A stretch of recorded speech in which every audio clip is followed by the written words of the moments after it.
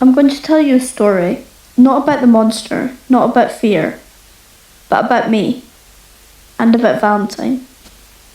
Sometimes I wonder if I've told you everything, if you really know who I am underneath all this. So today, I want to take you back to before the shadows came, before the voices, before the missing pieces of my memory.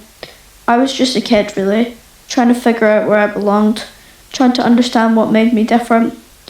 Because I always felt different, like I was wearing shoes that didn't quite fit, or walking on a path no one else could see. I always wore these green shoes with yellow stripes, my old Adidas. Says, I know it sounds silly, but those shoes were like my little rebellion. A quiet way of saying, I'm here, this is me. Even when the rest of the world seemed to be loud and confusing, nobody really noticed them. Maybe they didn't notice me either, but those shoes, they grounded me. And then Valentine came along. He wasn't just a name or a face.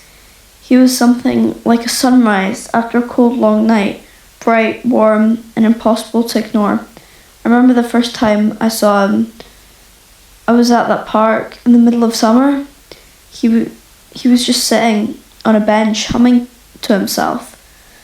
His hair caught in the sunlight, and I felt something shifted inside of me. Like maybe I wasn't as invisible as I thought. I walked over. We talked for hours that day about music, about dreams, about fears, the kind of things you only say when you think no one's listening. For the first time, I felt safe to be myself. Not the scared kid hiding behind green shoes, not the one haunted by things he couldn't explain. Just me, just Zach. Valentine didn't just see me, he understood me in a way I didn't even understand myself. He helped me believe that maybe I wasn't broken, that maybe, just maybe, the darkness inside me wasn't the whole story. But even then, there were cracks, things I buried deep because I was afraid.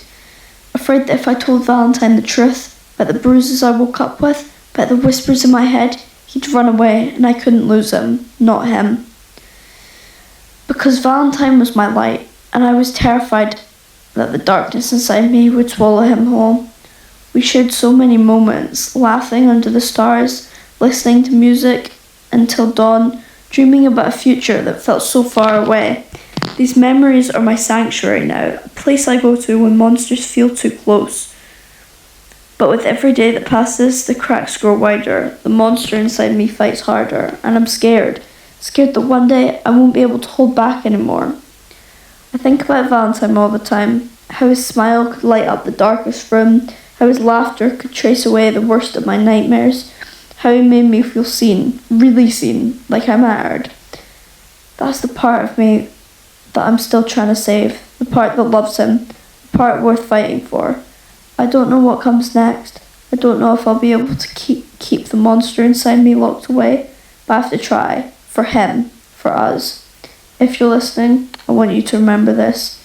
Even when the darkness feels like it's swallowing everything, even when you feel lost and broken, there's always something worth holding on to, a light. For me, that light is him.